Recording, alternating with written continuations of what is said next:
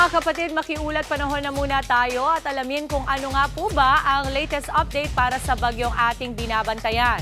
Kasama po ang ating resident meteorologist weather, Tito Alvin, na laging may panahon para sa iyo. Tito Alvin? Good morning, Mami Dibs, at good morning mga kapatid. Ulat panahon na po tayo ngayong araw ng Biyernes. Kanina ngang madaling araw, itinaas na ng pag-asa sa Tropical Depression category yung binabantayan nating low pressure area o ganap na nga naging bagyo yung ating binabantayan sama ng panahon sa loob ng ating Philippine Area of Responsibility at nabigyan po yan ng local name na Ramil. Ito pong bagyong Ramil ay huling namataan ng pag-asa sa line around 1,145 kilometers east ng southeastern Luzon. Ito po ay may taglay na lakas na hangin na umabot sa 45 kilometers per hour malapit sa kanyang gitna. At kung minsan may mga pagbugsong umabot sa 55 kilometers per hour. Ito po ay mabagal na kumikilos, pakanluran, hilagang kanluran. Yan po ay tinutumbok itong areas ng Southern Luzon at Northern Luzon. Yan po ay posibleng lumapit sa ating bansa ngayong weekend. Samantalang ito pong easterlies ang nagpapaulan naman sa ilang bahagi ng ating bansa. Ito pong binabantayan nating posibleng itong binabantayan nating bagyong Ramil ay kikilos nga pakanluran. Yan po ay didikit at dadaan dito sa mga karagatan sa Bicol Region ngayong Sabado at sa darating na linggo. Inaasahan natin yan ay posibleng maglandfall maaaring dito sa itaas na bahagi ng Central Luzon, ang Aurora hanggang sa Isabela, kasama po dyan ang Cagayan. Ito po yung ating area of uncertainty sa ngayon at pinakamalapit nga yan sa ating landmass or kalupaan sa darating na linggo. At maaaring sa Lunes, yan po ay nandito na sa may West Philippine Sea at tuluyan ng lalayo sa ating bansa. Kasabay po ng pagbaybay niyan dito sa East Philippine Sea, inaasahan natin ang unti-unting paglakas niyan at posibleng umabot sa tropical storm category bago pa man mag-landfall. Sa kasalukuyan, yung ating easterlies ang nagdadala po ng mataas na tsansa ng pag-ulan sa ilang bahagi ng Visayas, particularly sa Eastern Visayas. Kasama po dyan ang Bicol Region, ilang bahagi ng Calabarzon, maging dito sa Mindoro, Romblon. Kasama na po dyan ang areas ng Bulacan, Nueva Ecija, Isabela at ang mainland Cagayan. Kasama na rin po dyan ang Aurora. Kasabay po ng paglapit nitong ating bagyong Ramil, asahan po natin na mas madadagdagan po yung ating pag-ulan ngayong Sabado. Aabot na po yan dito sa mga areas ng Visayas hanggang dito sa hilagang bahagi ng Luzon, lalong-lalo na sa Bicol Region.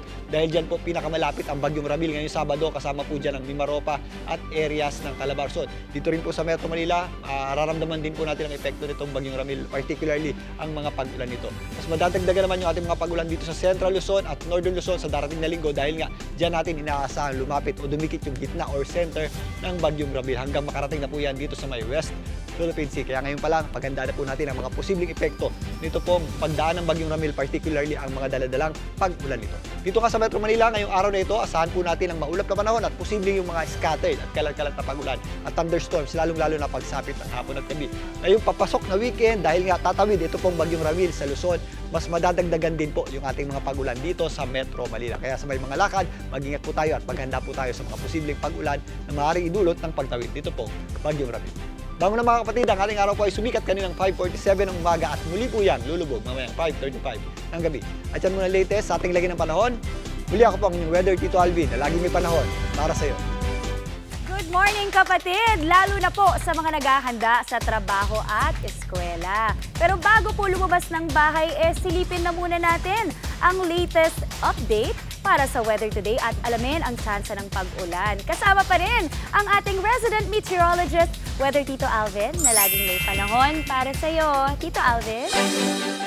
Good morning, Maui, at good morning mga kapatid. Ulat panahon na po tayo ngayong araw ng Biyernes. Ay, mas mababa pa yung ating tsansa ng ulan ngayong umaga, although mas maula po yung ating panahon, ay possible yung ating mga isolated o mga localized na pag-ulan lamang mamayang hapon at gabi. Pero ngayong weekend, lalong-lalo na sa linggo, mas madadagdagan po yung ating mga pag-ulan sa Metro Manila dahil meron tayong tumatawid na bagyo sa ating kalupaan. Yan po ang bagyong Ramil na binabantayan natin sa ngayon.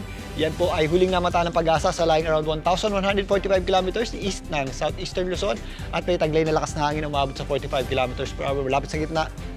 At kung minsan may mga pagbugsong umabot sa 55 kilometers per hour. Ito po ay patuloy na kumikilos pa west-northwest at tumutungo nga at tinutumbok ito pong malaking bahagi ng Luzon. Yan po ay posibleng mag-landfall sa ating bansa ngayong papasok na weekend. Dahil babaybayan o didikit dito sa areas ng Bicol Region, mula ngayon hanggang bukas, meron tayong inaasang mga katamtaman at kung minsan malalakas sa pag-ulan sa mga areas ng Quezon, Camarines Norte, Camarines Sur, Catanduanes, Albay, Sorsogon, kasama na po dyan ang Northern Samar. Pero bukas, mas madadagdagan pa po or sa darating na linggo, mas madadagdagan pa po yung ating mga pag-ulan dahil ito ang binabantayan nating bagyong Ramil ay tatawid dito sa itaas na bahagi ng Bicol Region patungo dito sa Central Luzon at Northern Luzon. So yung ating pinaka mga pag-ulan yan ay mas mararamdaman natin ngayong Sabado, lalong-lalo na sa Linggo. Sa malaking bahagi na po yan ng Luzon, kasama po dyan ang areas ng Visayas. At posibleng sa darating na Lunes, yan po ay nandito na sa may West Philippine Sea. Kasabay po ng pagtawid niyan, lalakas naman yung ating northeasterly na hangin at maaari pong magtuloy-tuloy na yan sa mga susunod na araw at maaari na din pong magsimula yung ating panahon ng amihan. Kaya again, ngayon pa lamang, mag-ingat po tayo sa mga magiging posibleng epekto, lalong-lalo na sa pag-ulan sa pagtawid nitong Bagyong Ramil sa ating bansa. At yan po muna ang latest sa ating lagi na panahon. Ngayong Biyernes ng umaga, muli ako po ang inyong weather, Tito Alvin, na laging may panahon para sa iyo. Mga kapatid, Tito Alvin Pura po, na laging may panahon para sa iyo, umaraw man o umulan, dapat laging handa. Kaya para maging updated sa pinaka-latest weather updates, mag-follow at mag-subscribe na sa social media pages ng News 5.